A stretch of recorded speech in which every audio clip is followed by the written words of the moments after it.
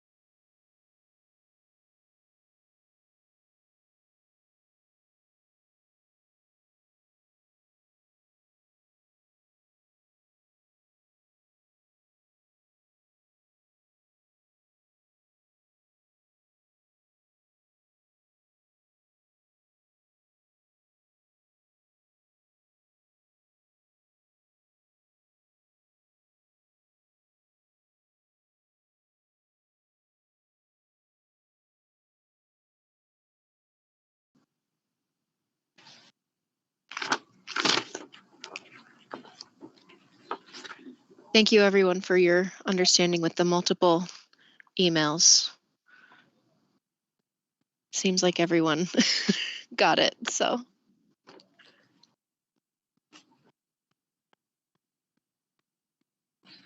All right, well, we're waiting for the folks that are here. I'm just going to kind of check off who I do see. I see Kristen. I see and Dr. Deshelle. I see Miss Sarah Fitzsimmons. On my list.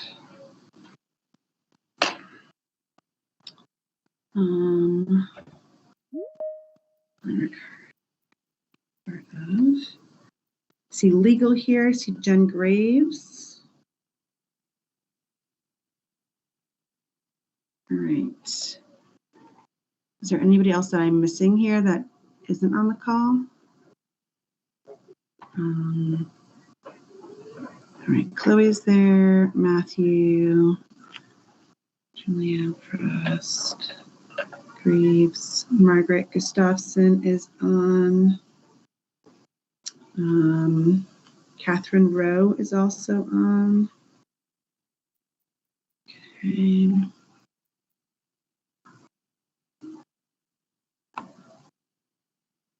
John. Okay.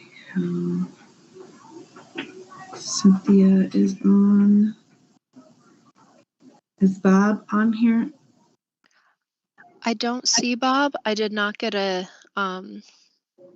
response. And then Tiffany will not be joining us. She had a conflict. And Patrice also had a conflict. Yeah. Is Elsa on? I don't see Elsa on yet. Okay. And then is Dr. Good on? Yep, Rebecca's on. Okay. And Vice Chair Richie is on as well.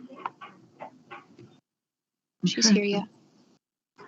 All right, so it looks like we just don't have Bob, Patrice, Tiffany, and Elsa at this time. Hopefully they'll be dropping in. I know Tiffany and Patrice know, but I don't think we heard from Elsa or Bob as to them not being here. So I'm going to go ahead and call this meeting to order then at 2:34. We did kind of a quick roll call in terms of just checking off on the list. Says that I need to enter my email for this.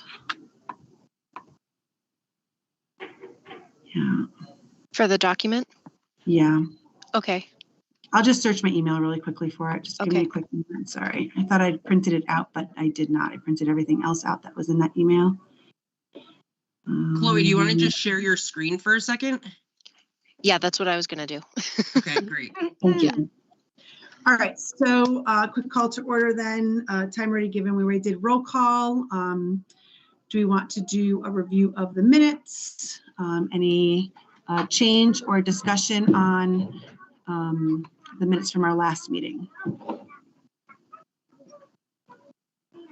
All right, hearing or seeing none. And I'm going to ask Dr. Ritchie if you could kind of keep note of the chat as well as anybody raising their hand to participate. Sure, So I'm absolutely. looking at 2 screens, so thank you. I appreciate that. Sure. So in terms of seeing none or no discussion or changes, I would say they're ratified then without having to go to a vote on that. Timeline, legislative process and questions. We do have some guests here to help us understand better the timeline. Laura Stefan, Chief of Staff, will be taking over at this time to kind of give the board a understanding of the timeline of legislation, the process, and answer any questions. And the legal department is here as well to assist with that portion of it. So I'm going to hand this part over to Laura at this time. If you do have any questions, kind of like we discussed before, please hit the raise your hand button. If you're speaking in favor of something, a thumbs up, or if you're against something, a thumbs down. And we will start with questions first and then kind of go to those that are having discussions for or against something. Does that make sense? All right, so Laura, off you go. Thank you so much, Chair Rodriguez. Hi, everybody. I was at your first meeting. Not sure if all of you remember me. I'm Laura Stefan, and I am the Chief of Staff here. I know some of you very well, and we have worked very closely in the past. I don't know all of you that well, though, so I'll just remind you that on top of being Chief of Staff, I've also been the legislative liaison here for the last 11 legislative sessions. And so I do all of the policy work for the department, and I was able to take a look at the actual wording of the legislation, as well as seek counsel from my own lawyers here at the department before I came here to kind of advise you today on what is allowable and what is not allowable during this 2025 legislative session. And so it's a little unfortunate that any formal recommendations for changes to law or regulation is kind of falling victim to the legislative language that was in 24-41 last year. The language says that anything changing regulation or changing statute has to go to our state board for approval before you all can take action on it. And so the timing just isn't there. It's a simple fact, unfortunately. The next meeting of our Board of Ed is March 5th, and that would have to go to the Legislation and Policy Development Subcommittee. That's part of the bylaws of our board. Any type of proposal such as that goes to Leg and Policy. Then the best case scenario would be that at our April board meeting, which is on April 2nd, that you would present to the full board and they would choose to take action that day. They still have 30 more days to take action after that. So I just want you to be mindful. And April 2nd is actually after the Education Committee's JF deadline. So there cannot be formal legislative proposals. What I think we can do as a group is you guys can review other people's proposals. You can take language that comes from the Education Committee as bill language. I think you can review it and you can provide comment on that. And so I don't think anything stops you from doing that. So we know there's a certification bill placeholder in the Education Committee. The chairs are going to ultimately decide what goes into that bill. I know some of you talk to the chairs and have relationships with them. The chairs will decide what goes in that bill. Can't be a formal recommendation from this board just because of the timing. So I'm going to stop there for a second to see if anybody has any questions, and I'm happy to answer any questions you might have.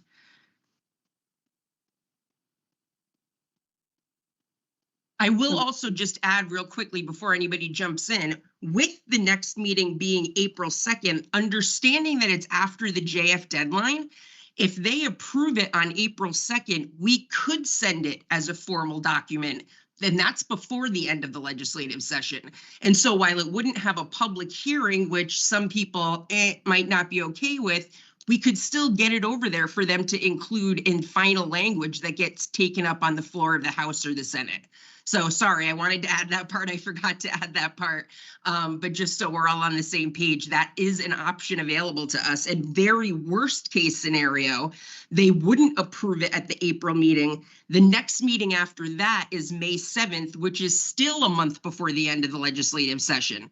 And so even if it took that long, the legislature would still have a full month to consider things that you send over and to possibly include in like an ed implementer, which would make sense or something like that.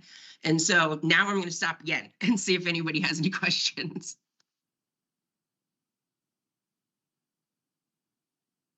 Can I ask a quick question? Absolutely. It's non-substantive. So Laura, April 2nd, is that what you intend? So there's nothing in February or March, is that just? No, March 5th would be Legislation and Policy Development Subcommittee, and then they would take the feedback from Leg and Policy, and then the CERT board would make any changes or make considerations to the recommendation, then present at the full board on April 2nd. And then we could, on April 2nd in the afternoon, we could send it over to the legislature. Thank you. Yep.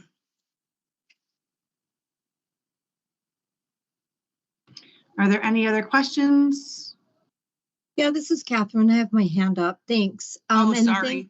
That's Couldn't see okay. it. It's okay. You can't see with the light in the background. Thank you, Laura, for providing the timeline. I appreciate that. And while the language may not be in its full and completed, would it be possible to give either a draft or at least the content of the direction of which the board is going, and send that to committee for conversation or discussion prior to, or is that not the protocol of that committee? Because I know when we work with the education committee, we do have conversations on our agenda and advocate on certain things. So I'm just kind of wondering if we can do the same thing so they can have a discussion and we can get some feedback from the committee prior to submitting. I'm just thinking. Oh, I'm so sorry. Please finish your thought. I think I did. Oh, okay. I apologize to step on you. What I'm going to say off the top of my head, and then my legal people, please correct me if I'm wrong in my understanding, is that each one of these board meetings is streamed live, and all of the materials from these board meetings are posted by the meeting date on our website. There is no reason why a post with a link to what you guys are talking about, along with any proposed language, can be accessed by the chairs of the education committee. That's what I would say to that. I would avoid the stickiness of whether we can actually email something over to them by not doing that, avoiding that. And I don't know, John or Matt, do you think I got that wrong?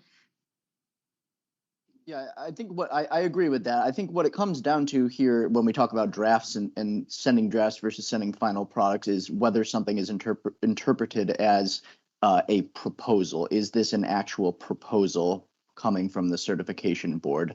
So I think that's where the distinction lies. But generally, I agree, Laura. I think a final product is what really needs to go through the sort of back and forth board process. I agree. But again, everything's posted. So there we go with that. Right. And just to clarify, for friends who are having trouble with the raised hand, there's a raised hand button at the top of your screen. It's an icon, it says raised, just click that, which makes it a little bit easier for us to identify because we'll get notification, and then Chair Ritchie or Co-Chair Ritchie can let me know that you're there, because I don't want anyone to be accidentally not seen because of the background or where their hand is. So thank you very much. So it sounds like right now, oh, there is one hand. You already went, right, Matthew? Or do you want to go again? I was hoping to go again. Go ahead. All right. And so I was just going to sort of expand or elaborate a little bit on what Laura said. So Laura is, I don't want to embarrass you, Laura, but Laura's an excellent resource by her own. And in addition to the 11 years that she has doing legislative matters, you also have, there's something that happened for 21 years, Laura, right? Don't you have 21 years experience with, right? So Laura really has the most knowledge, certainly more than I do, you know, in the legislative process. And what I heard Laura say is that if we want to share, if the board, the certification board, wants to share information with people in the legislature, perhaps the best way to do it is to, we have to put these things in the minutes anyway. And so perhaps, communication could be made with people in the legislature and say, hey, why don't you just take a look at our minutes and the documents and all the resources that are available. That's sort of what I understood Laura to be expressing. And Yes. so, I'm not trying to get around the rules or the language in the statute, but I think that is a way that we could do that. you're right. And I we think- have I was just going to say, the board has an obligation right under the FOI to put minutes out there and to have those minutes reflect what's discussed and the substance of it and things like that. And so it should be accessible to members of the public. That's the purpose of the FOI law. And the members of the General Assembly are members of the public just like everybody else. So they should be able to Correct. access that. Correct. And I think we have a couple of people with their hands up. I just want Yes. to state for clarification. So right now, Laura's just really giving us the timeline and the information. And then we can, as we go along, kind of like ask those, probing questions about how that goes. We're also going to come up with possibly a visual for the board so that they can kind of see the expectation or a flow chart on like how we're going to move these things along. We have an admin that will be onboarded hopefully in the next couple of weeks. We have interviews of 5 of them the first week of February. So we'll be able to dig much deeper into and move a lot of this work along because Chloe's doing this plus her regular day job. So I want to kind of keep that in mind. And as chair, I'll also be working closely with Laura as well and having those conversations and questions that the board brings up along the way for clarification. So please know that even if you don't think of your question now, we can always address it afterwards. And the messaging and how we interact with the legislative committee will be kind of a conversation with the new admin and how they envision it, and Laura as well, to ensure that we are sticking to the statute and the guidelines and the expectations of the Board of Ed as well. So we have, a couple of people that we have to maintain. The other thing to think about, and I think that we all kind of have like a fire in our belly to kind of like move forward, is that we've only had 3 meetings. And this is a special meeting. And these do not sunset, I believe, until the summer of 2026. So we have a year and a half. And effectively, this legislative session, Laura, just correct me if I'm wrong, the fall and then an additional one in the spring, correct? In 2026? For legislative session, Correct. it will be a short session. So it'll start in February and it'll end in May. Right. And there's also the option of going via regs as opposed to legislation too, which I think you'll be talking about as well. So does that help most folks? I still see a couple of hands up. I saw someone take down their hand. So Kristen, go ahead. And is there anybody else that Dr. Ritchie, let me know, Dr. Ritchie, if you just type into the messages. 3 hands. Kristen, you're first. Thanks. Laura, you had mentioned something like an ed implementer. I'm just not familiar. I'm so sorry. An education, it's an education implementer. So it is a bill that puts in the specifics of how another proposal is actually going to be implemented by the state agency. And these bills are usually very large. They come at the end of session and they accompany the actual budget bill itself. So the budget bill will have the idea of the thing and the implementer will show you this is how you got to do the thing. If that helps. It does. Thank you so much. You're welcome. Rebecca, your hand. Yes, thank you. I just want to just clarify. We have the sunsetting of things happens in 2026, but if we wait all the way until 2026, that implementation piece, the pressure on SCE would be really intense, because there's no time to get ready. And so while we've only had these few meetings, it might be worth considering having these kind of interim special meetings every other week because of that timeline. So we don't have the full kind of year and a half to develop all of the details and That's then right. kind of see if it gets approved. And we want to make sure to just keep that in mind and give SDE a time to get ready to implement. Yeah, because why we have for years and years, and I will talk about this in a couple minutes, while we have been chipping away slowly at the regulations with legislation, you're not going to be able to legislate every little thing that needs the regulations are going to have to accompany this. So Rebecca is exactly right that the regs work has to start immediately. And because that's also, there's a process built in, and I think we're going to try to put together a timeline for you all. I have something that's quite old that has an actual roadmap, and I'd like to see if we can create another one, because it's a months and months long process. There's posting with the Secretary of the State. There's public comment periods. It has to go to the Regulations Review Committee, and they can accept it without prejudice. They can reject it. They can make you make changes. So Rebecca, I'm so glad you brought that up. Thank you. I think I might be the next hand. Go ahead. Thank you. This is very helpful, and I love the idea of a visual to guide all of the different steps. I am trying to connect it now to the outcomes expected from this council as a whole. So, Chloe, thank you so much for sending out multiple resources in our agenda. I have opened the certification board deliverables. So we all know that there are 6 identified, and we've been working on one, ABC. Back, Laura, to your guidance of timeline, if I'm understanding correctly, I feel like we're going to be able to accomplish the task for 1A today or by the end of the January 31st, hopefully. But am I hearing you correctly that we will not have enough time to move the others forward prior to the April 2nd deadline? And I guess then the biggest question would be, if this council is a 3-year term, could you help us map out how that could look, where it's fair to the receivers, it's fair to the content creators, and we're going to be able to accomplish the task at hand? So, Chloe, do you have pulled up the just specific section for the deliverable on January 31st that we can all take a look at? Or here we go. Okay. Does that work? Is that okay? Yes, that's okay. So what I believe we can do is 1A. I was going to actually show you all a document that I don't believe all of you have had the benefit of seeing, which is identifying the obsolete and conflicting provisions. So Chloe, just on that one, can we take this down and can you put the crosswalk up from West Ed?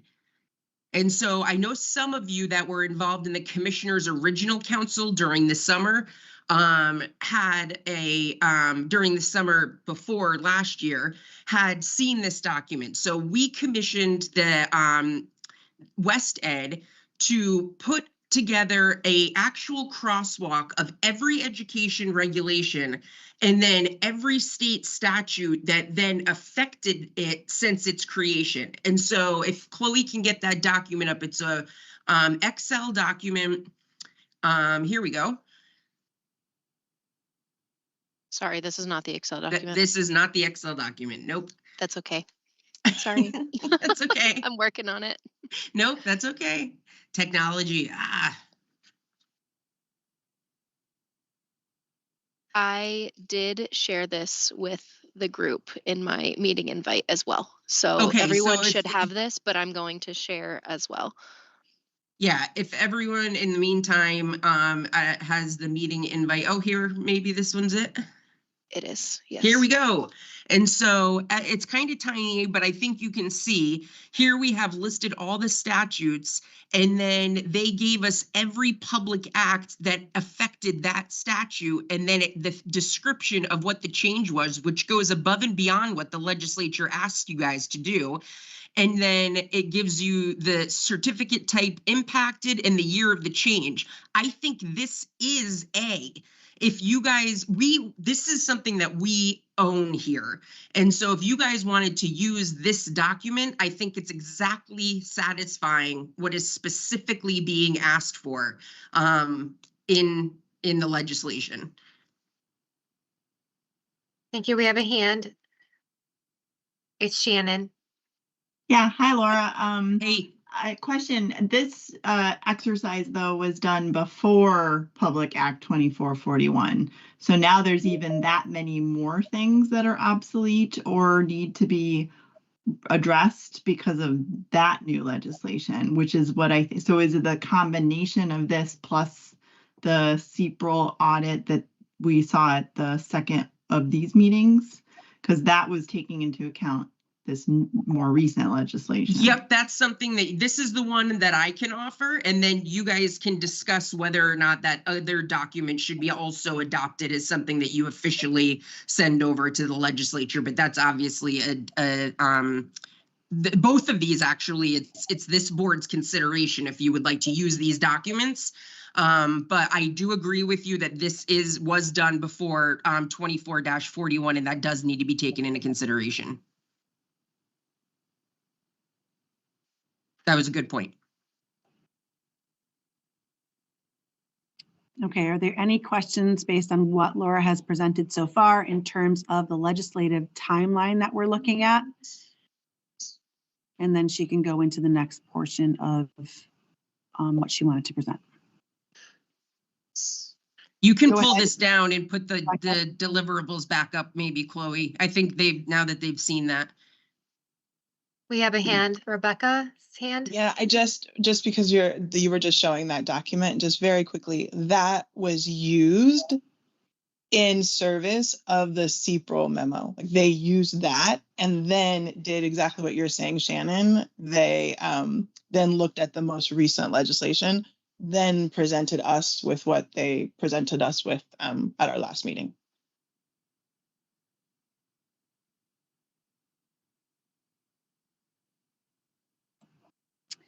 Okay, thank you very much. So go ahead and put the deliverables back up, Chloe, please. So yeah, I think 1A you can definitely be on time for, because it sounds like you have possibly 2 documents that, you know, work for a deliverable on that. The minimum content knowledge assessment, I need to see the exact language of the legislation and what the task was. The number C, you won't get done on time. It would have to go to the board.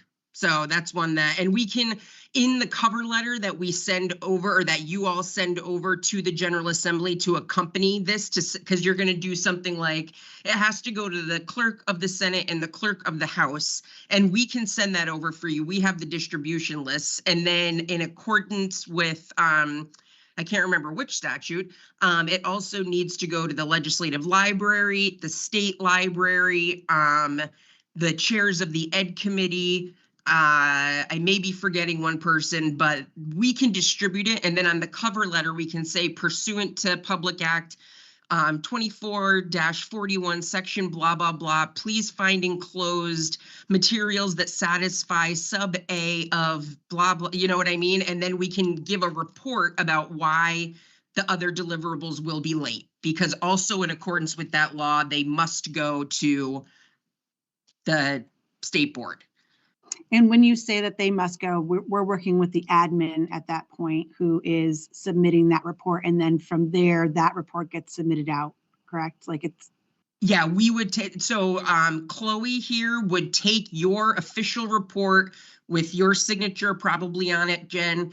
And then it would go to Sonia here, who is our official transfer of all documents to the General Assembly and the State Library. And she would take care of that transmittal for you guys. And then we can even forward that email to you so you can see that it got delivered. So you'll have a receipt of it being delivered to the General Assembly. All right, that sounds good. Thank you. Yep. So I think we have a general understanding then of what's happening for the January 31st. We have 2 documents that we can submit for A. We have information that we can say that we have been working on that content knowledge assessment based on Ajit's and CPRL's presentation at the last meeting that we had, and that we do not currently have alternative approaches to minimum content knowledge yet. But that the board is working on it. So I think we're fine there, and we'll continue that work. And as you said, that there will be potentially a timeline for us to help with seeing exactly when these deliverables need to happen, and what we need to do. Kind of, I think the wording was like backtrack from those dates and planning out what needs to happen. So what else did you want to present to us at this time, Laura? I think there might be a hand raised, or 2. There might be 1 or 2. There were 2. It was Kristen. Kristen was first, and then I believe Jennifer Delaney was second. Okay. Yeah, so in the document that was asking for the 3 items that are deliverables, I think that the wording is a little funny because it doesn't match what Sharon put in the chat. And it doesn't match what I'm going to put in right now, number 3. So we don't have to come up with specific solutions to what these alternative approaches have to be. Number 3 says develop recommendations as to whether alternative approaches should be offered to allowed candidates to demonstrate such minimum content knowledge.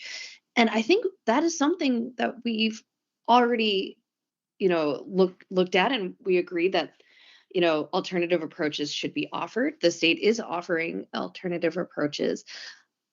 I don't want to feel like we need to come up with the answer to what those alternative approaches are today. And similar with number 2, we don't have to come up with, a fix to how we want to fix minimum content knowledge for endorsement areas, but we have to review the process. And I think we've done both 2 and potentially 3 if there is agreement that alternative approaches should be offered. Yeah, I would just caution that anywhere that it says recommendations, even if you're just saying, yes, we believe there should be recommendations and not saying this is what we think, one could argue that that in and of itself is a recommendation to change the law or regulations if doing that thing would change law or regulation. So I'm not trying to be a jerk. I'm just saying, like, these are things that you have to consider. And they would be things that we would work with the legal department on to satisfy that and assist us in that work, correct? Yes, absolutely. I mean, you guys, obviously, our legal counsel is not your legal counsel. They're legal counsel for the department. But if you're asking me to answer a question, I'm sure as hell going to ask them how to answer your question and make sure it's the right answer. So, yes. Thank you. All right. Was there any other hands? So that we can... Yes, Jennifer. Hi, I think Kristen and I had the same idea, because I was going to say that, 1C really just asks for possible alternatives, which we've discussed some possible alternatives, but whether or not we want to put them in writing yet is up to, the group, the chair, legal. So thank you, Kristen. You explained it more detailed than I was planning to. But yeah, it does say possible, which we have expressed some possibilities. We have one more hand, Cynthia. Yeah, I just have a quick question, and we may not have the answer, but as we're thinking about possible alternatives, knowing that, as I'm thinking about what we've done here in the state with what Ajit presented as a pilot of something. How does our decision, whatever it is we decide we're going to do, affected by the State Board of Ed and what we have to present to them? Does this even, is that even a factor in our decision making? How, like, as an entity, we come up with things, but then we have to kind of be and I'm not sure if I'm using the right word, but be in agreement with the state board and vice versa. If the state board comes up with something that's going to affect certification, we haven't even talked about that as a group in regards to what is the procedure or the process for that. So I'm just even wondering if we're really at the possible stage of anything, because whatever we decide here affects the work of the department. And so I just want to make sure that we're all in alignment. And what's the best way is that bringing it forward, you know, to the state board. I'm still kind of unclear as to what we bring to the state board as our own autonomous. Anything that would change legislation, so anything that would change a state statute, anything that would change a regulation must go to the state board. One could make an argument that something that changes a policy of the department that is not a recommend or is not legislative or regulated through regulations might not need to go to the state board, I would say. And John, you can say if that's totally wrong. Yeah, well, that's sort of half and half. I mean, ultimately, policies of the department are for the policy or are for the department to make. But I mean, if if there could be things that are sent from the certification board to the State Department or the State Board of Education that don't end up going to the legislature, that are just recommendations for policy changes, but then it would be up to whether the department actually implements those. But basically what it comes down to, as Laura said, in terms of the interplay between the state board and the certification board, is statute and recommendations for changes to statute and regulation, I should say. Okay. Yeah. Thanks, that was helpful.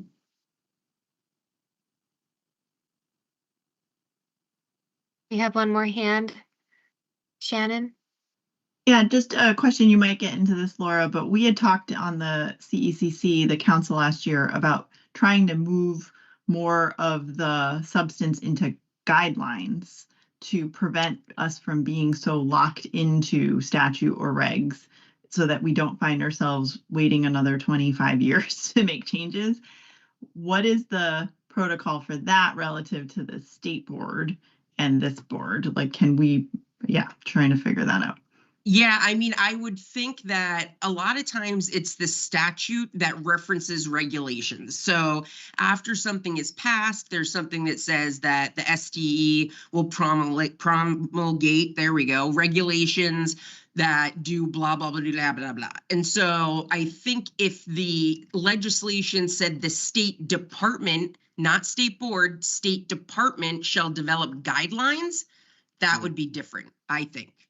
John? That's right, and that's correct. And the legislation could have parameters in place regarding it. The State Department shall have guidance, and then there could be parameters in place. That's just a matter of what ends up being proposed. Do we have the authority to, like, because I put some just very high level language in the shared doc about this board could approve and disseminate guidelines outlining, because this is the board that's going to be thinking about this all the time. So can this board issue guidelines or give ourselves the authority to do the guidelines through statute?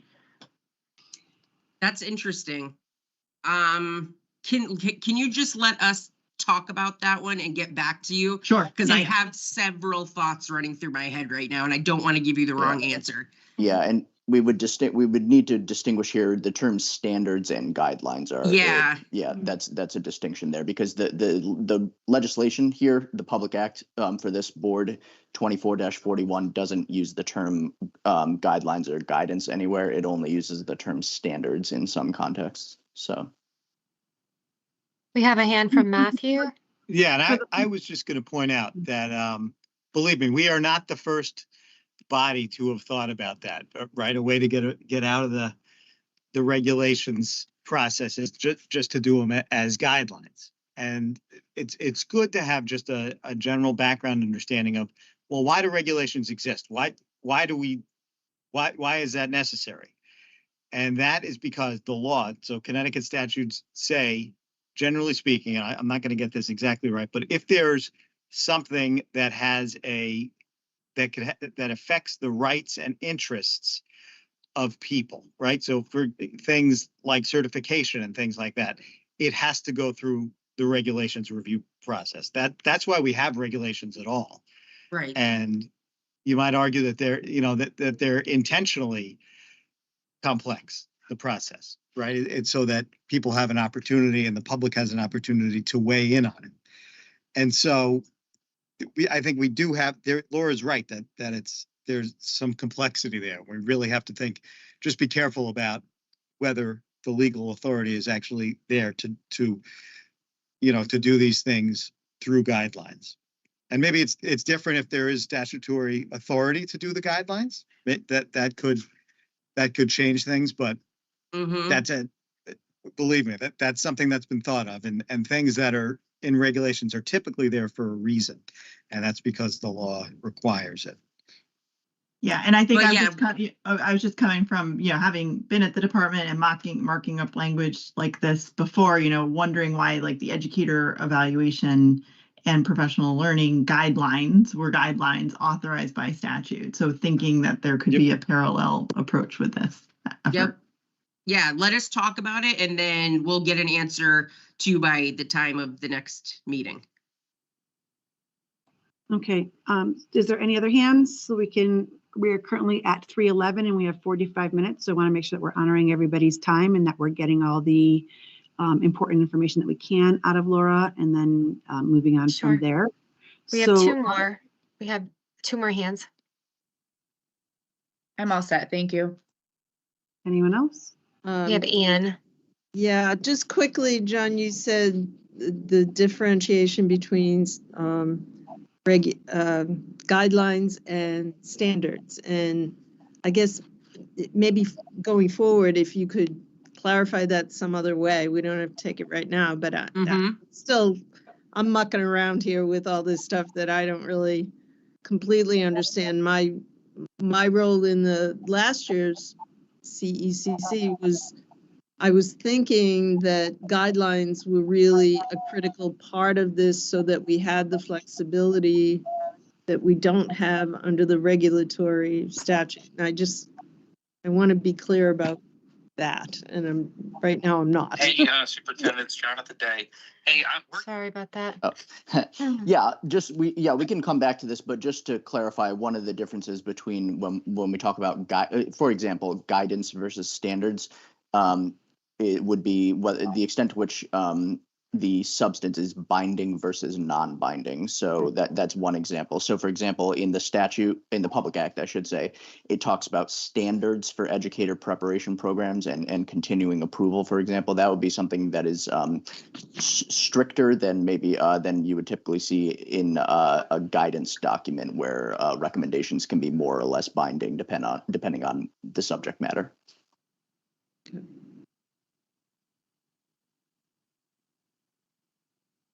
Okay, so it sounds like there's some questions around regulations versus statute.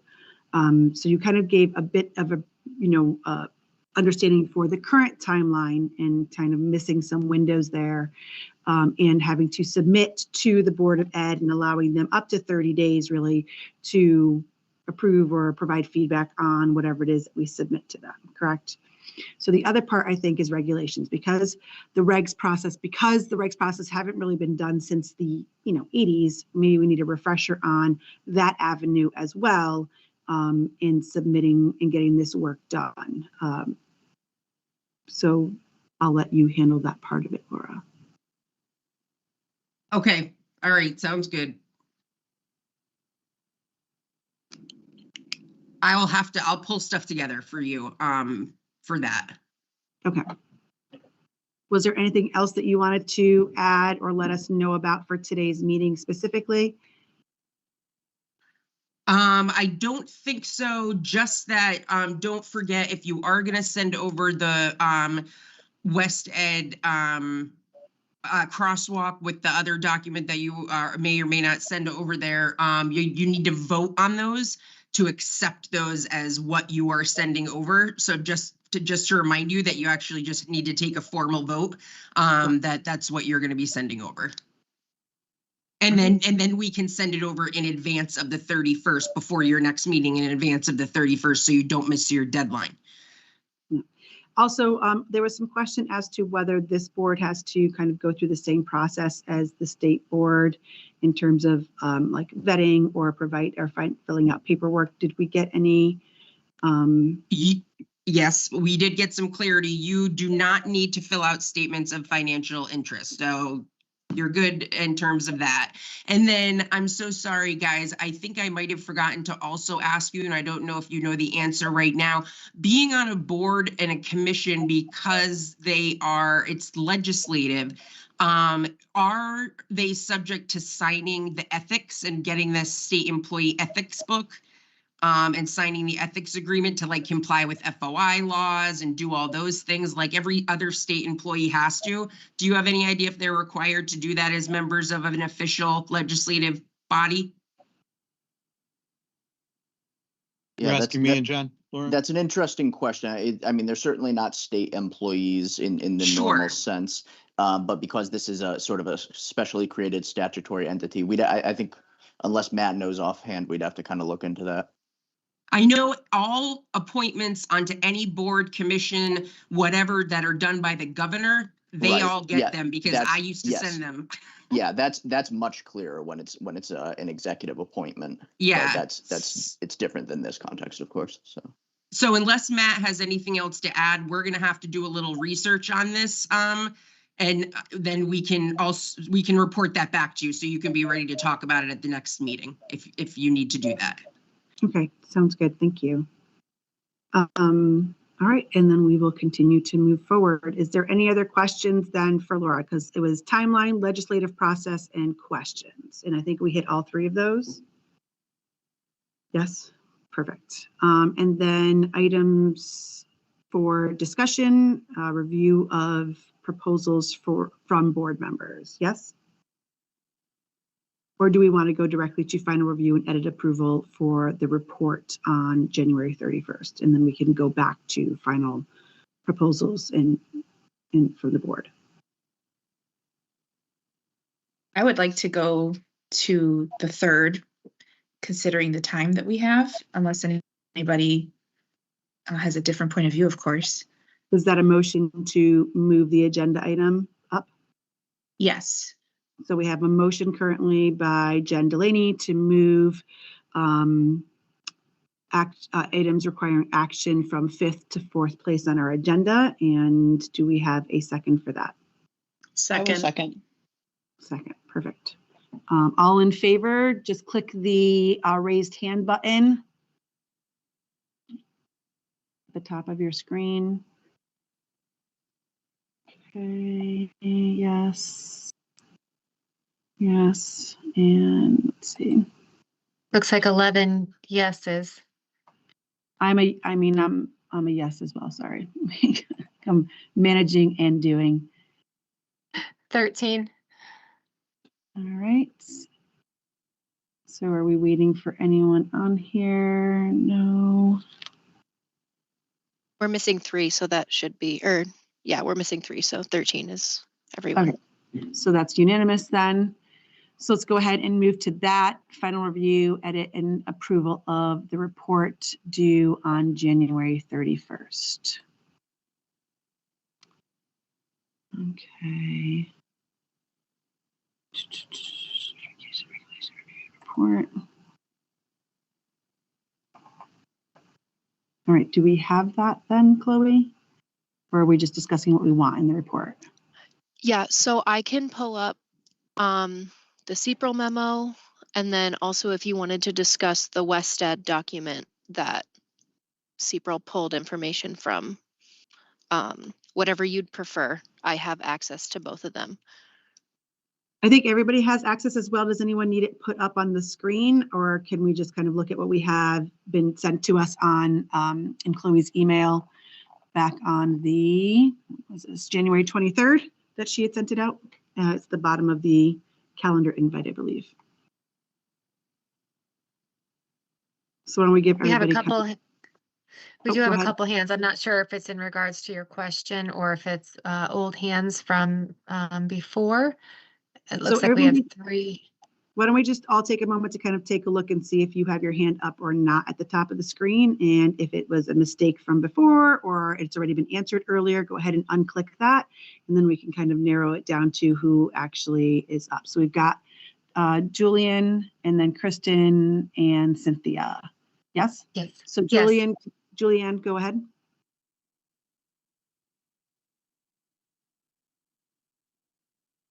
I had to find the unmute. I wanted you to be aware that following the last meeting, I was approached by CPRL and we were discussing the document they created. And there are a couple areas that they wanted to revisit and make you aware of for consideration.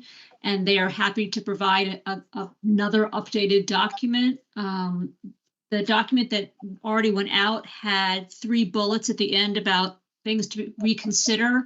And there's some additional areas that are worth reconsidering as well. And I can tell you a little bit about those, or we can just have them send an updated document, but I just wanted you to be aware that there are some additional areas that they feel like need some slight tweaks or additions. Well, the last 3 bullets that we're talking about, repeal regulations that may warrant consideration, those we could probably just omit from the report because those are just kinds of things to think about on top of what we're required to do. So this board can kind of like look at their copy of it and make that decision to kind of table that portion of it and not put it in with our current report. And I think that Chloe would be able to handle kind of removing that from the document because she has a working editable version of it. So if everyone takes a look at that last page, page 11 of the original CPRL report that they presented to us. And just kind of read it over. I don't think that they're necessarily what we need for this deadline, but they are something for us to consider for future deadlines.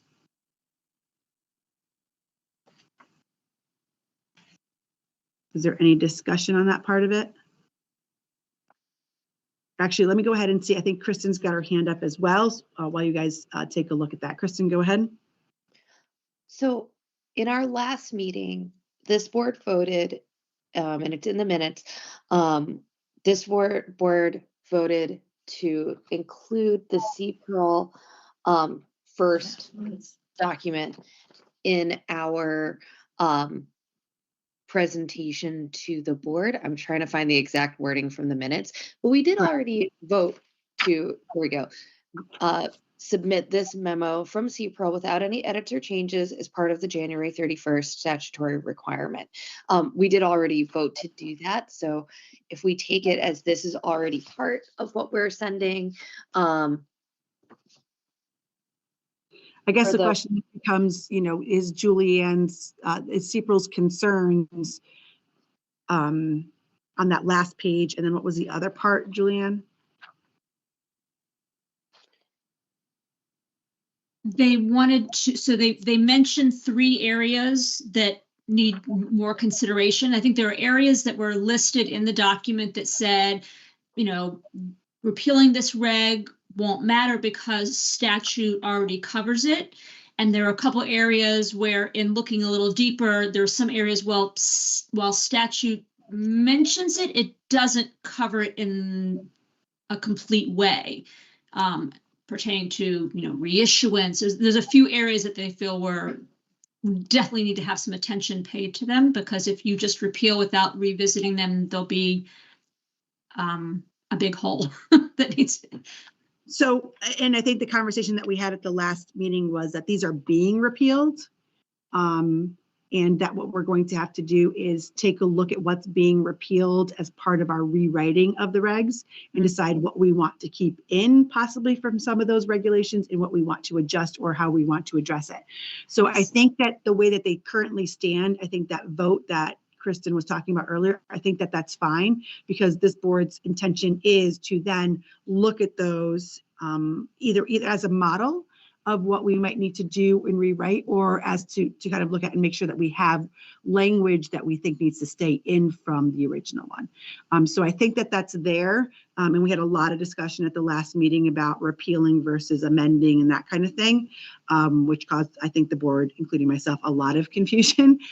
So I think right now the CEPRL report is going to be in the report to the legislator. I think what we have to vote on is, do we also want West End in there as well? And in a kind of a note that says this was already done on this date, and then the CEPRL goes farther with the newest legislation, so that they have both to kind of look at if they want to.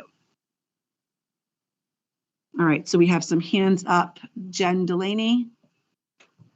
Hi, Julianne. What CPRL is referring to is only on this last page, or there are other parts? I just want to make sure I'm understanding correctly. Well, the last page talks about things, for example, the Code of Professional Responsibility was put as, and it was like, oops, we didn't really mean to do that. We know we need to put it back.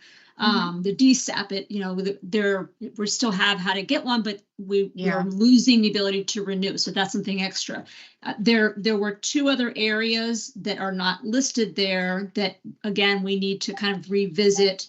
So one of them is there are no reissuance in regulations. There's nothing in the new law that says, for example, what happens if my certificate expires and I want to come back and get a certificate, and it's now 2 years later. It talks about if you hold, what's going to happen, but not if you held.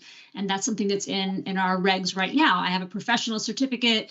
It expired for 3 years. I wasn't teaching. I want to come back. There's a pathway that they can just get it right back. That doesn't exist. So we don't want them to have to start from scratch. We want to talk about what are we going to do to fill that place. Another component was the new legislation says that there is a pathway of programs, or through interstate or the board. One of the pathways I think was erroneously taken out was we had a pathway that said I have 2 years of teaching experience and I can use that to waive a recommendation. Basically, before it gets to the level where it needs to go in front of a board and a whole waiver, there are other pathways. And so we don't want to limit the pathways. I don't think that was the intention, is to have fewer ways to get certified. We want to make sure there's even more ways. Right. So there were a couple of things like that just hadn't been fully fleshed out.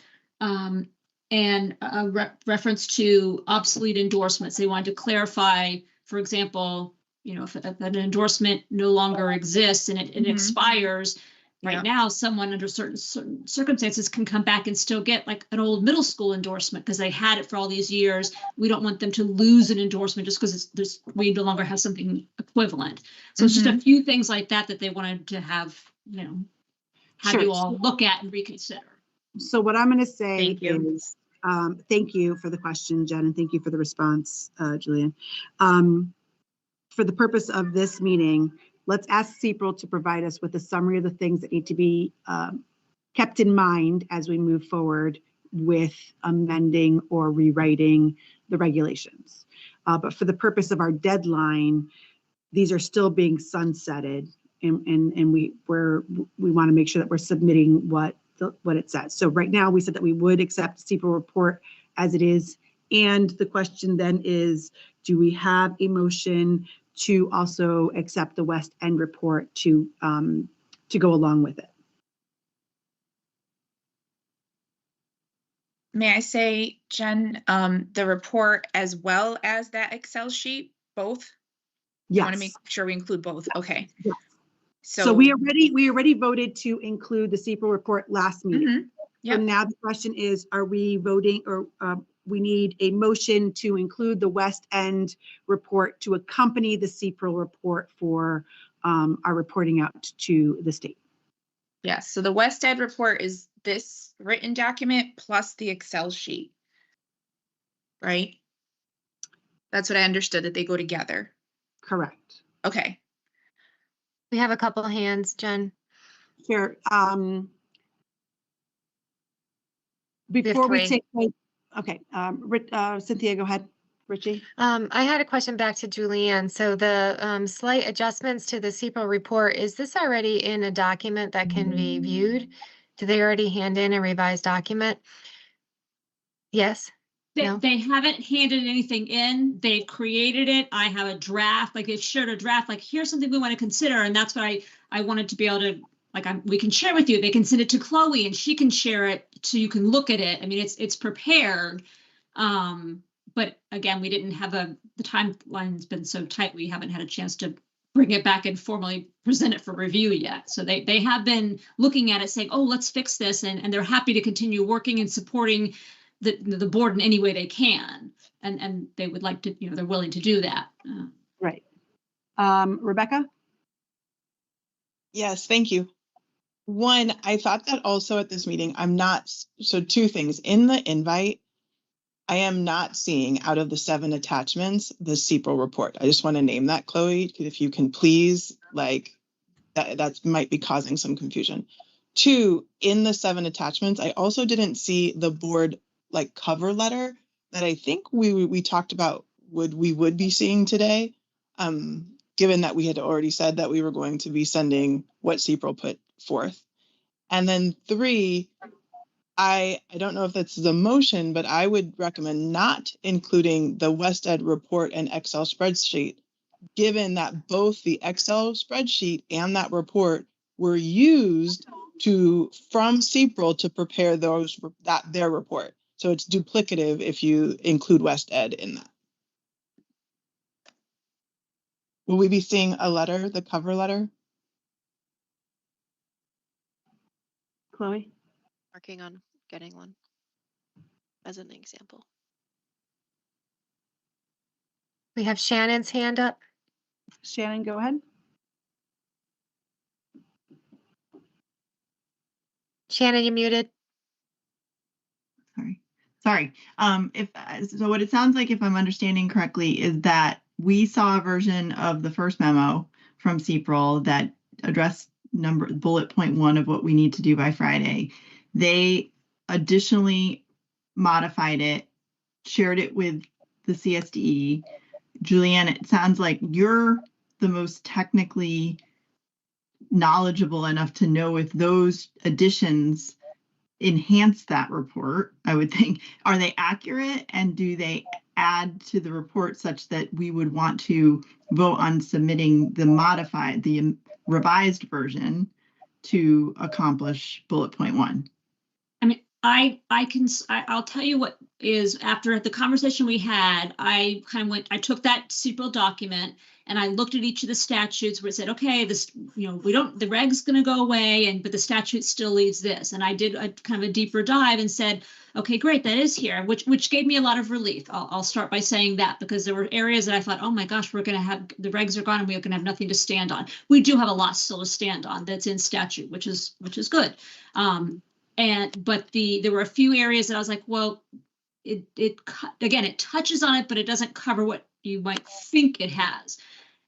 So I mean, I can certainly, I have the new draft. I can certainly forward it to, I can forward it to Cynthia and Chloe or whoever, and you all are welcome to take a look at it and see the difference. It's highlighted the differences. Yeah, I guess because this is such a technical exercise, would your recommendation be, Julianne, that this modified version be what gets submitted?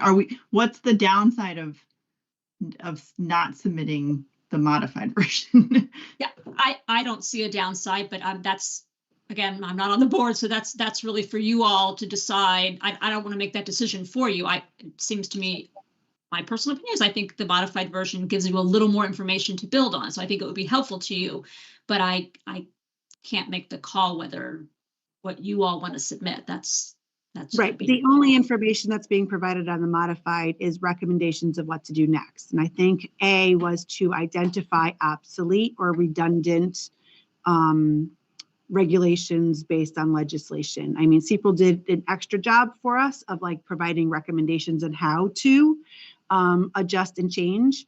I don't think that the updated one is going to change which ones have been identified as obsolete or redundant. Correct? I think what we're talking about is that CPRL is making recommendations based on the ones that are obsolete and redundant for the work that we have to do ahead. Correct. Okay. So with that in mind, nothing, and just to be clear, nothing has changed in the CPRL document on the sections that have been identified for repeal or redundancy. Right. Right. The only changes are on the last page where the areas that may warrant reconsideration. They've expanded that. Right. That So, portion. That's the so only that part would that's be, changed. that would be information for the board in terms of how we move forward, but it wouldn't be to meet the need of what's being asked for the 31st. For as far as for deliverables, yes, correct. Okay, so could we get, for the interest of time, can we get CPRL to provide us with that so that we look at it for our work moving forward, which still means that the current CPRL report that we already voted on meets what we need for the January 31st deadline? Yes. Okay, thank you. I will reach out to CPRL. Perfect. Thank you, Chloe. Appreciate that. So that way we can have that on our meeting and forwarded to us by the next meeting. Correct? Cynthia? Yeah, no, I was, I didn't know which Cynthia you were. Oh, I was just gonna, I had my hand up. Dr. Ritchie, sorry. I just saw Dr. Ritchie was clicking. We both the had raise our hands button. up, so Yeah. No, I I was will just gonna defer say, to- I haven't seen the report, but, or whatever they provided. But if it's something that needs to be looked at, I think we need to look at it as a board, right? Because I'm only one representative of the board, but I have not received that. And I think we should look at it as a group and then decide what those recommendations are, you know, how that's gonna help support the rest of the work. a good segue to what I was going to say. I was just going to offer an idea. If it's such a simple change and we have it, should we pull it up on the screen and review it as a board now so that we can decide whether or not it's something that we want to revote? Is there a motion to do that with a second? Yes, I make a motion to review on the screen the recommendations that have been made by CPRL so that we can consider a revote and add the new information possibly. This is Rowe, and I'll second that. Thank you. All right, so Chloe, who has that to review? I at do this time? not have the new document, but if I think Julian can Julianne's send it to supposed to- me. Chloe, I trying to can see- send it to you right now. Wonderful. Thank you so much. What I shared in the chat, just while I'm waiting for that, is the original memo shared by CPRL that is available on the certification board website, which is, I didn't share it in the meeting invite because it's on the website. So if there's ever anything that is shared during a meeting that, oh, sorry, I don't have my camera on. If there's anything that is not shared during a meeting that is from a previous meeting, I work with our webmaster and have that posted on the website. So I can always share things again, but that's where all of that information lives for public consumption as well, just as a note. And then I just downloaded one of our reports and as a sample cover letter and provided that in the chat as well. It's very straightforward, very simple, and I will be creating that once I have all the information to compile. Okay. Thank you, Chloe, for kind of clarifying that and providing us with that information. We appreciate that.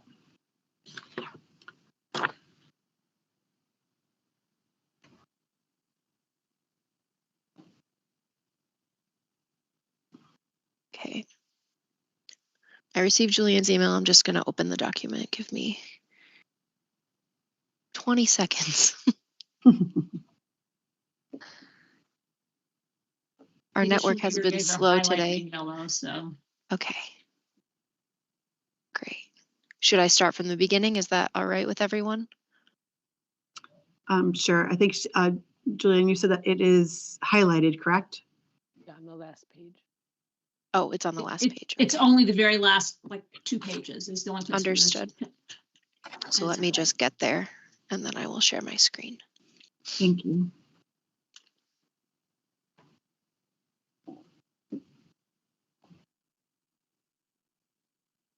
Okay.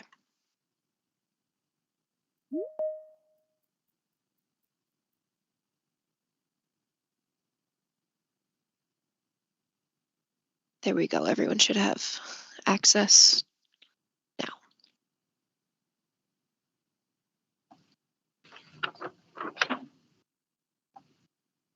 So it's just the last page then, page 11? It looks like it, yes. So there's no highlights anywhere else, just there? 11 and 12. We only have a document that says 11. Right, the one that's on the screen was extended to 12, so there we're reading it on the screen. If it might be easier, Chloe, if you can email that all to us as well. I will So absolutely do that. All right, awesome.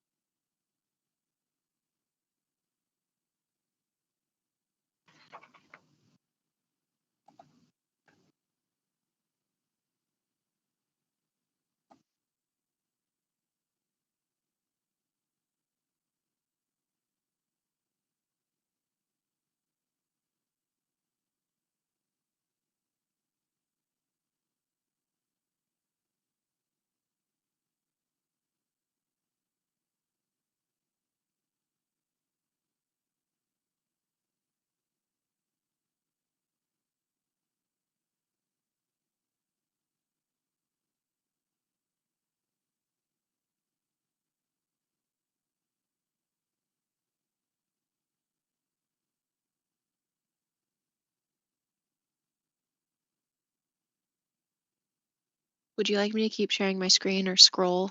I know I sent it to everyone, but Thank you for sending. It's helpful to read on our own. Thank you. yeah. I think, but thank you.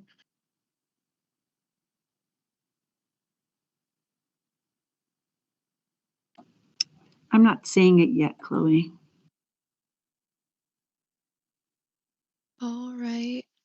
Let me Put a link to put in the chat maybe. Would that be easier? I can do that as well.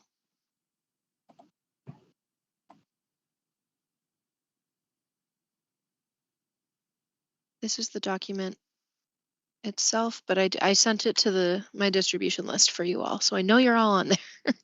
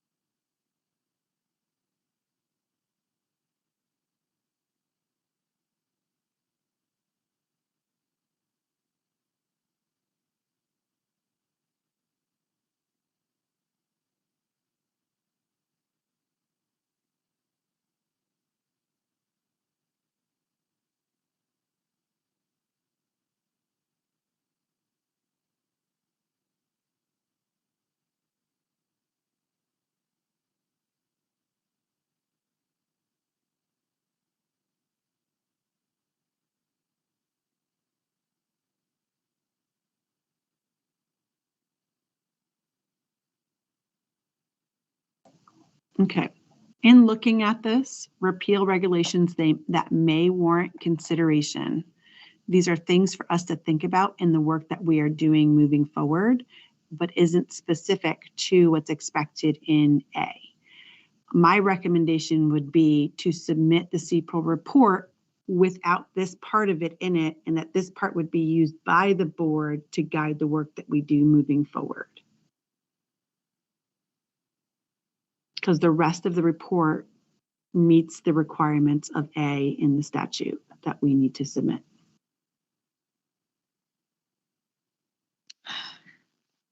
There is a hand from Jennifer. Yes, I hear what you're saying, Jen. I also think if we submit the new update, it still has everything that the old update has, just includes the full scope of what we're looking at, which may be helpful because when you start submitting multiple documents that look the same, you know, some people may miss that later or refer to the older document. Since we have an updated document, my opinion is why not just share it, unless there's something we wouldn't want to share in this, which I don't think, because it still has the first 10 pages are still the same. So it would meet the requirements of what we have to do for A and be most updated. There's another hand from Rebecca. I agree with that. I would actually I would include it, especially given the support from SDE. Julianne, your thoughts were really important. It's just additional, it looks like after that conversation with SDE, there were additional insights that they wanted to just make sure to highlight. So it's a continuation of a list we were already including. So, and this is just an addition to that. So I don't know if it's make a motion, but I would say to continue with the full updated memo. Then I would second that motion.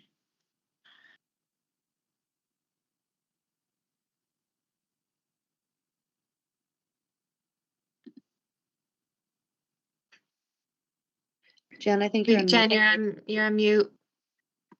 Sorry. So the motion, as I understand it, is to accept the current revised CPRL as what we are going to hand in. I would ask that all the yellow highlighting be removed before we submit that to, but currently the motion on the floor is to submit this. It's already been seconded. Is there any discussion over pros, cons, for or against?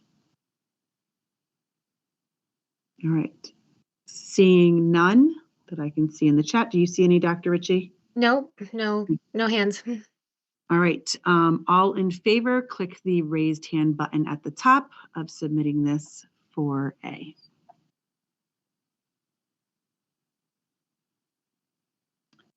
We're up to 12. Are we waiting on anyone else? All right. So we have 12 for. And then any against?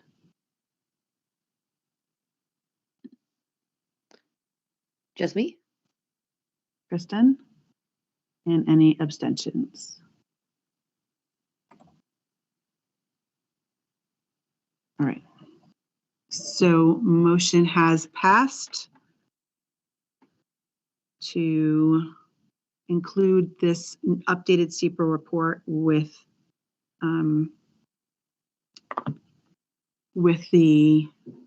for our deadline. Mm-hmm. Okay. And then we voted on West Ed? I think was there a motion to West Ed? I know there was conversation, but was there a motion? Cynthia, do you have your hand raised or are you? Okay, sorry. No. Okay. Rebecca. Yeah, I'll make a motion to not include the West Ed report and Excel spreadsheet, given that they were included to make the CPRL report. I'd like to second that. Kristen Besega. Is there any discussion? All right. Yes. Catherine, I do have a piece that I just want to, if anyone wants to do a deeper dive and get some information, could we at least supply the spreadsheet? So if someone did want to do some research and do a deeper dive, they would be able to do that. I understand that we don't want to be duplicitous or duplicate the effort, but those links do provide that documentation. So if someone wasn't on the, we can't make any assumptions that they have this information. So if they weren't on the council and they're not sitting at the table on this board, maybe they may require some historical information or to do a deeper dive. And I think what Jennifer brought up earlier is worth for consideration. So if you don't want to put the West Ed piece in there, can we at least add that spreadsheet?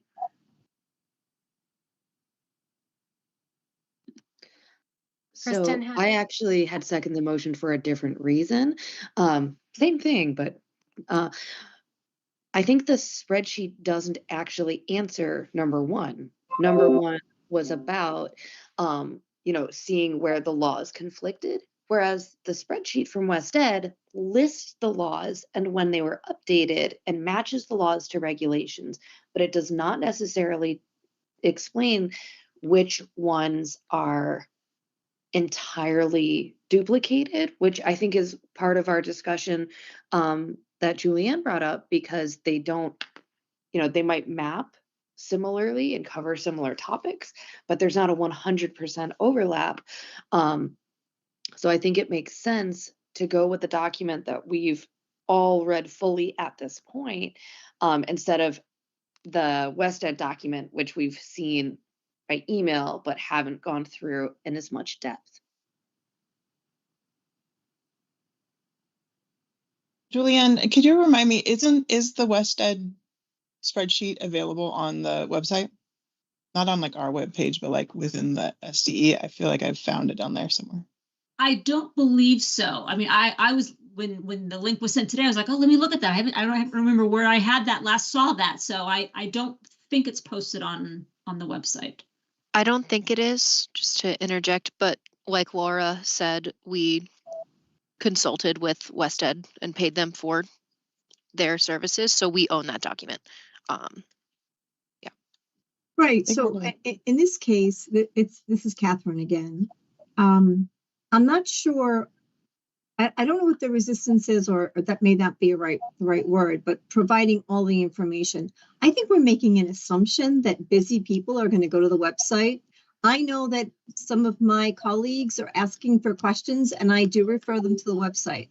So I don't think we can make an assumption that people are going to navigate there. Sometimes it's tricky to find things. I'm not sure what the problem is with providing all the documentation. If we're going to bring this forward. All right. So Catherine, thank you for the input, and Kristen, as well as the other members here. So currently we have a motion to not include it. What we can do is we can take it to a vote. If it is then not passed, then Catherine, you could make a motion to include it. Does that make sense? All right. So It certainly does. Thanks, Jen. Is there any other discussion? All right, let's put it to a vote then. As I understand it, Rebecca Good had motioned to not include the West End report because CPRO covers it currently. All in favor of not including it, raise your hand now, or click the raise hand button.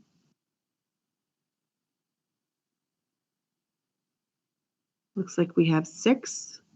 All who would prefer, who are against not including it, and trying to put the right words together there, go ahead and raise your hand now. There was 7 at one point, and now people are undoing, so I'm not sure if you got the numbers. We can do it again. Everyone unclick their raised hand just to make sure that we have the numbers correct. Everyone unclick. If you are in favor, saying yes to not including the report, please click the raised hand button now. So we have 7. All those, please go ahead and unclick them now. All those who prefer not, are not in favor of not including it, click your hand, raise your hand now.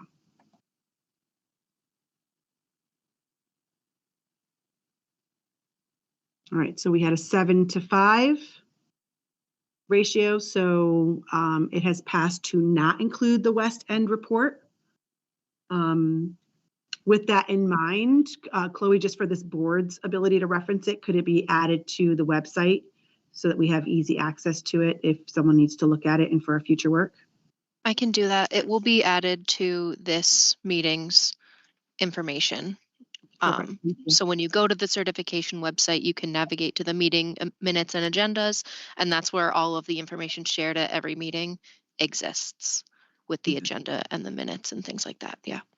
Okay, so that has been checked off. And then we have B and C, and I believe, Kristen, you had put in the comment section how we had met C and B. Could you pull that back up and just kind of repeat it and see, and then we can take a vote as to whether we want to include that or not.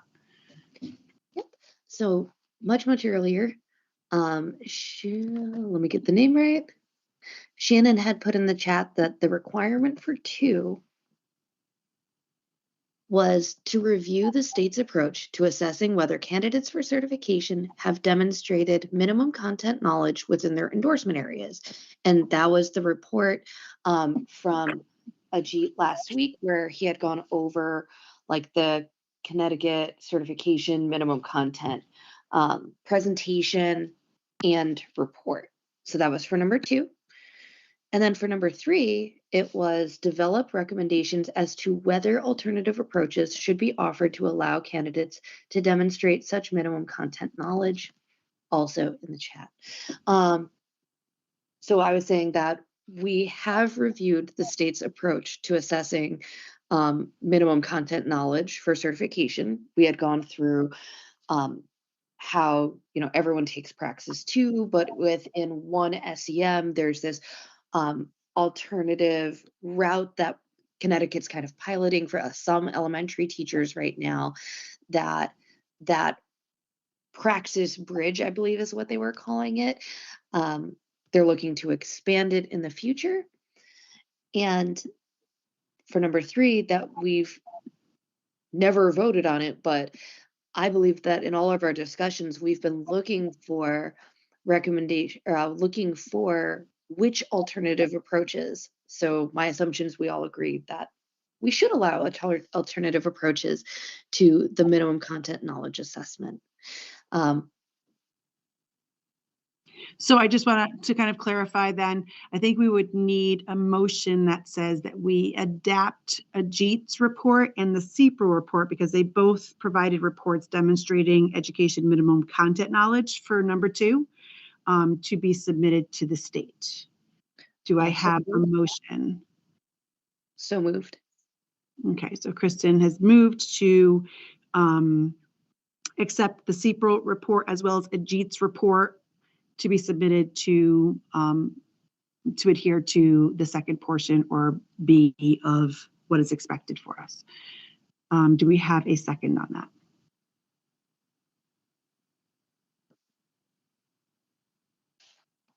I can second. Okay. Cynthia. Cynthia Ritchie has seconded. Do we have any discussion on that? Yes, please.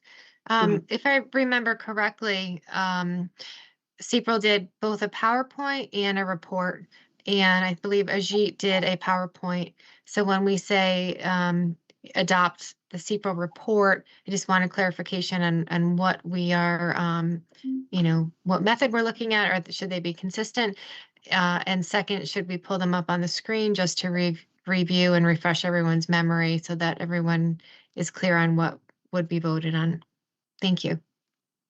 So I think that we can certainly clarify that I think the most detailed one was the report from CPRO. So we could say just the CPRO report instead of the PowerPoint, because that would be there would be redundancy there, because they kind of made a slideshow to kind of hit specific key points that were in the actual report from CPRO, whereas Ajit had his entire report in a PowerPoint. So his report would probably be the PowerPoint. So we can clarify that to the motion being to include the CPRO report and Ajit's PowerPoint.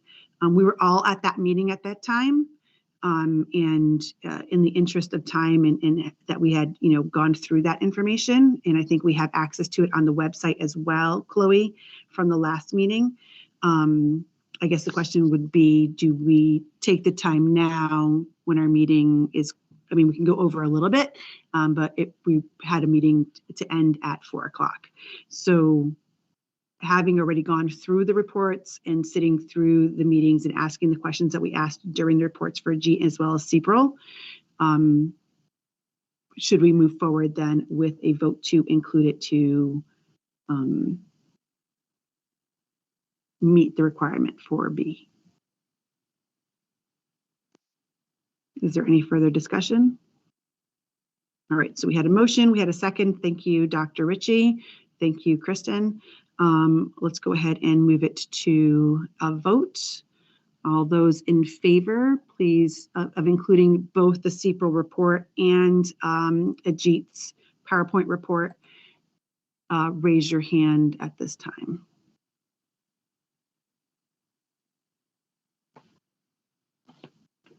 All right, we currently have 12. Is there anyone opposed? Everyone unclick. Should wait till everyone unclicks. All right, is there anyone opposed at this time? Is there any abstentions? So we only had 12 of the 13 in attendance, I think. Oh, There's one hand just marked. All right, so is that an abstention then?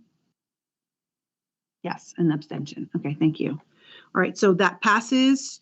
And then in terms of the third bullet that Kristen was just talking about, and it's in the chat in case you were looking for it. If you scroll back to 301 as this meeting, she'd put the language in there for both. It says develop recommendations as whether alternative approaches should be offered to allow candidates to demonstrate such minimum content knowledge. I think that that's the note of in process that the board is currently, we do believe that alternative approaches should be offered, and that the board is currently working on that. Is that the message that we want included in the report to the state then? And if so, we need a motion to say that. I have a question. This is Catherine. Sure, Catherine. So I understand what we're asking here.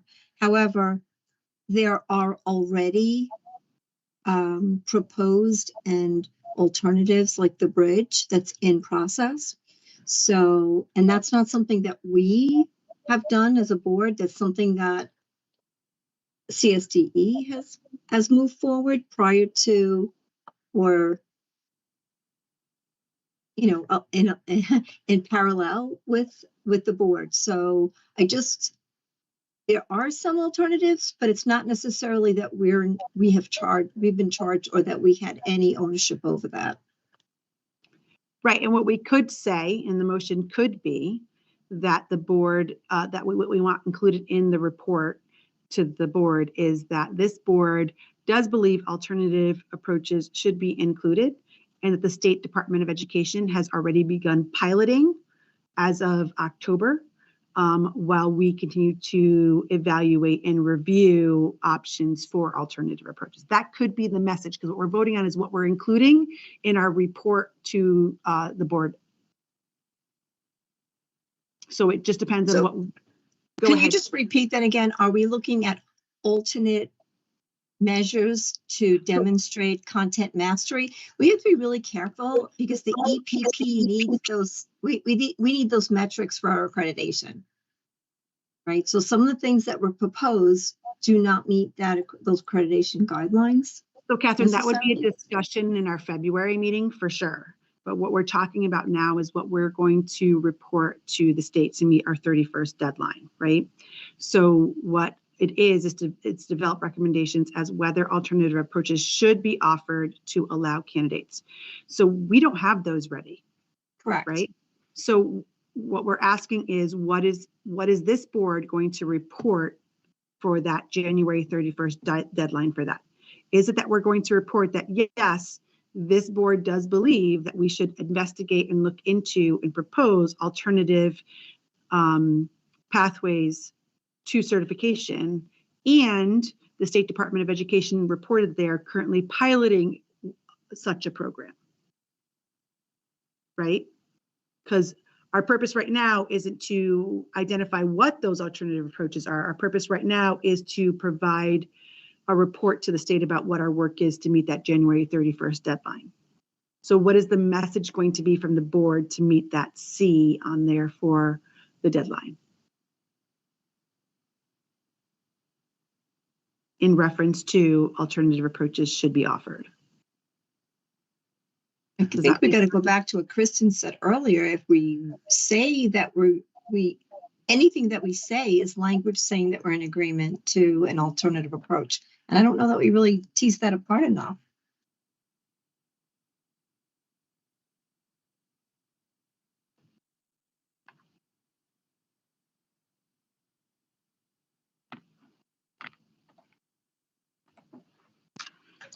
If you look at what Kristen put in the chat at 301, it's develop recommendations as to whether alternative approaches should be offered. As to whether, I think, gets at the point of we're developing recommendations whether or not alternative approaches should be offered to allow candidates.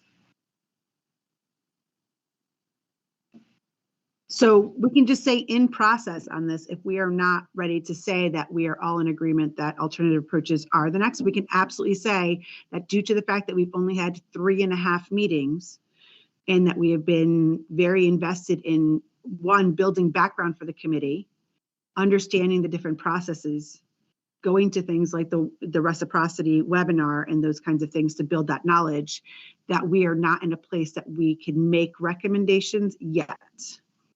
But we can also, and I'm sure the State Department of Education will be reporting that they are providing an alternative route that they're piloting as part of whatever they're reporting this year. So, I mean, that could be our note in there. It just depends on what the board wants to say to address C. So if the board is not ready to say that we are in agreement to offer alternative routes, and we don't want to put that in there, then we have to come up with what it is, what message we want to provide to the board about where we are on this. Got three hands. Not on this in terms of like we've made a decision on whether we're going to offer alternative routes, but that we are in process, that we are looking at it, we are just having discussions. So I think we have to decide on what that language is going to be so that Chloe can include it in the report. So if we want to take a moment to kind of think about it, and then maybe put some options out there or a motion for what we want to include as that language. Shannon had her hand up, and then Anne, and then Cynthia. All right, Shannon, go ahead. Yeah, I think I am hearing that there is agreement that we want alternative approaches. We just haven't had time to get into the specifics, so we just need that time. I would just note that the time sensitivity of it sounds still pretty pressing in the sense that we'd want to get something even to for the state board to react to by that March deadline, which means that would, I'm assuming, be the focus of our February meeting to try to get centered around that language. The other thing I would just anticipate is that there will be others who will be submitting proposed language through that placeholder bill that will come through the sausage maker that is the legislative process. And we should be prepared as a board to react to, like Laura said, those proposals as they come through. So if we could be centered around that at the February meeting, I think, but I think for the purpose of the memo, we can say, yes, we have agreement around alternative approaches. We just need the time to put, meat on the bones of what we want to actually recommend. So can I make a motion for that to be the way we frame our, like, I don't know where we write this, if it's in the cover letter or. I think what Catherine was saying earlier was that we don't know that we truly have agreement on alternative approaches or that we all want alternative approaches because we haven't really voted on that yet. We said to come with ideas for alternative approaches, but we haven't really said as a board that we think that alternative approaches is the way to go. And there hasn't been a vote on that as of yet. So the question then becomes, do we say that the board is continuing that work and exploring the possibility of alternative approaches? And we can include that I think CPRL provided some information on alternative approaches, as well as CSDE. Would that meet the mark? And I see Anne has her hand up. Yeah, I mean, I'm pretty much in agreement with Shannon, but to Catherine's point, I think the language suggests as to whether whether could be that we don't agree. Like it doesn't lock us in, I don't think, Catherine, is what I'm saying. I think it simply says we still are considering recommendations to demonstrate minimum content. We're still working on it. And I agree with Shannon that this has to be pretty much a February thing because there is that placeholder and it's going to get filled if we don't fill it. Right. It was a placeholder, to be clear, it was a placeholder for our board. It wasn't necessarily a placeholder for other programmings or programs or boards or committees to add into. They were doing us a courtesy of holding a placeholder, but following this meeting, I'll be having a conversation with Representative Leeper on where we are currently and the work of the board moving forward. Okay. Cynthia, go ahead. I just wanted to add that I know we're going to be doing more exploring because we know that we've been charged to kind of modernize how we do this work and to really kind of think about different approaches of how we allow individuals, highly qualified individuals, to enter the field. What I do want to put out there, and I don't know if it would be helpful for the February meeting, myself and some team members met with the president of CAPE, because I do hear a lot about accreditation, how this is going to affect accreditation, and they could be of support, and we can invite the CAPE to our meeting, right?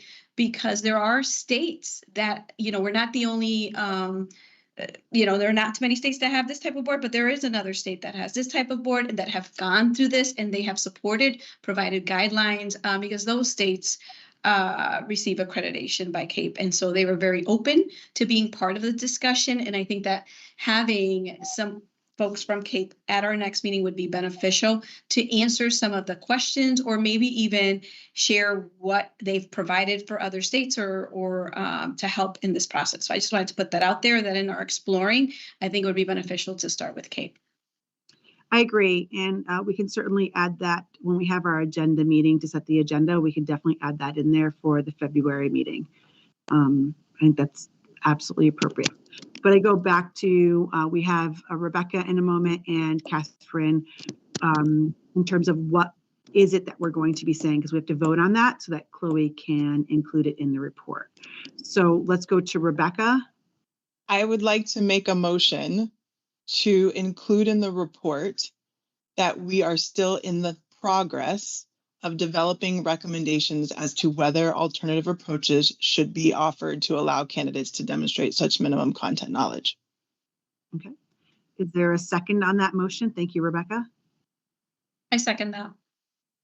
All right, Cynthia seconded it. Is there any discussion? Can you put the language for that in the chat? It is. You mean the motion? The motion? Yes. So it would be just adding the words, we are in progress of developing, and then everything that you put in the chat for 3. Kristen, are you typing it into the chat right now? Okay. I will also make sure that's part of the minutes, and as soon as I finish those, I try to get the draft ones on the website. So again, Perfect. just pin the Thank you. website because that's where this all lives. Thank you, Chloe. All right, so we have a second, I believe. Yep, Cynthia had seconded, so thank you to Rebecca and Cynthia. Do we have any discussion on that? Just wanted to ask a clarifying question. Are you saying progress or in process? All right, in process. Thank you. That's what I thought. Thanks. Okay. So Thanks, Rebecca. Thanks, So I Rebecca. think I have the motion correct. I think I have the motion correct in the chat. So it currently reads as, we are in process of developing recommendations as to whether alternative approaches should be offered to allow candidates to demonstrate such minimum content knowledge. Is there any further discussion on that? I just want to put it in the minutes that thank you, Cynthia, for bringing up that we should probably have CAPE, because I'd like to have, in order to make go to the next steps and do a deeper dive, I would love to have Kate help insight on this. So I just want to throw that out there and like it in the minutes, but thank you. Catherine, we can certainly add any additional comments at the end of the meeting to be added into the minutes. For the purpose of this motion currently, do we have any discussion on the current motion as it stands? All right, seeing none, all those in favor, please click the raise your hand button or raise hand button.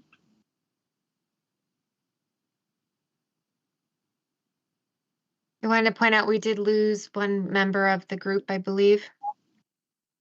Okay. Do we know who we lost? I think it might be. I think the note's in the chat. Let me see. I think Anne left. I think it was John. He's not voting member, is he? Oh, okay. Okay. Hang on. I got distracted. I'm also voting. There you go. All right. So we're at 11 in favor of 12. that language. I'm sorry, 12. Sorry, 12 in favor of that language. All right, go ahead and everyone click your hand now. Is there anyone who is against? And are there any abstentions? Let's see. All right. It has passed. So those are things that will be included in the language that will be included in the report moving forward. Jen, can I add those comments now? I think it's really important for the EPPs. There's 13 public and privates, and this is going to really impact them. So I know you didn't want it in the call for the vote, but it's really important that. I agree with you, Catherine, but can we go through the agenda, and I'll open that up for any additional comments, which would be into the record at that point. Okay. All right, thank you. All right, is there anything else on our current agenda? We do have the part about reviewing any ideas. I'm going to ask that there's a motion to table that to the February meeting as we're past our time. Is there a motion? Moved. Kristen has motioned. Can I get a second? Second. Second. All right. Any discussion on tabling that till the February meeting? All right, go ahead. All those in favor, please click the raise your hand button.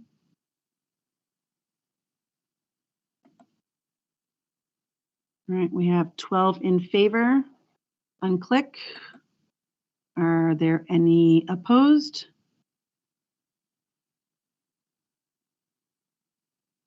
That one for opposed, Sarah? No, sorry. Okay, is there any abstentions? Abstentions? No, that was wrong. I didn't unclick in time. No worries. Thank you. All right, so it has passed to move that to the next agenda or next meeting's agenda for work for us to do there. At this time, are there any additional comments by the board that they would like into record? And we can add that for future agendas, Chloe, to have like a open option for people to add any comments to the record at that time. I can do that. Thank you. Catherine, do you want to go ahead and do that now?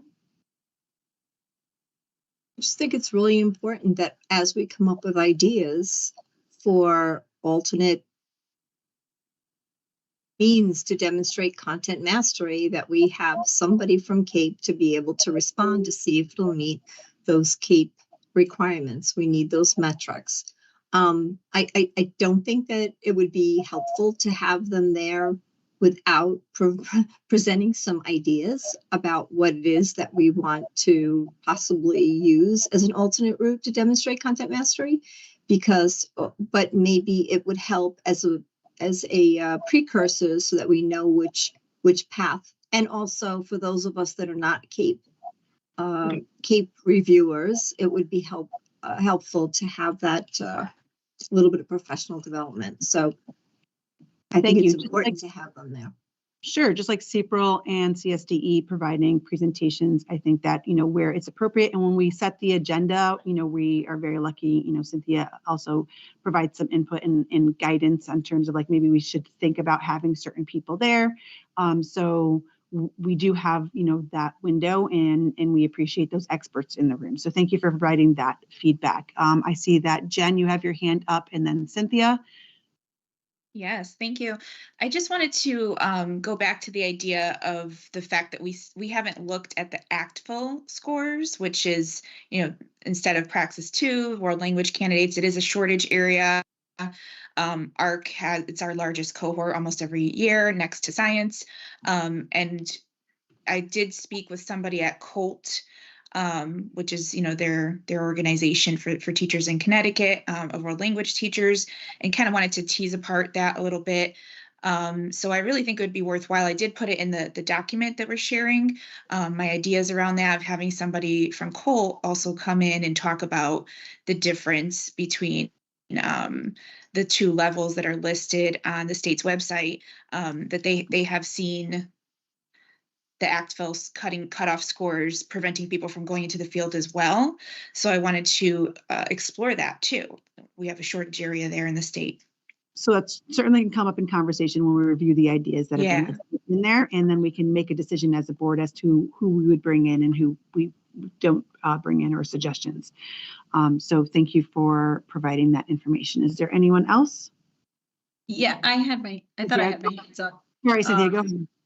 Lauren Tafredi, who is our expert here at the CSDE, is actually on this call. I see her taking notes. So Lauren and I will kind of work with Chloe in identifying, based on what she's heard here today, and she's been at the other past meetings, how we can coordinate with Kate for that education, and then allowing the time for them to be prepared to answer, and also perhaps how they've supported other states in this process, so they can come prepared to discuss that.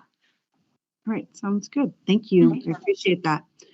All right, I don't see any other hands up at this time. I would cater a motion to adjourn. Motion to adjourn. I need a second. Second. I'm not sure who got there first. I heard Kristen. I'm not sure who else the other person was. All in favor? All right. All right, we are adjourned. We'll see you at the next meeting. Thank you, everyone. We'll see you then. Thank you so much. Thank you. Have a great day. Great work. Thank you.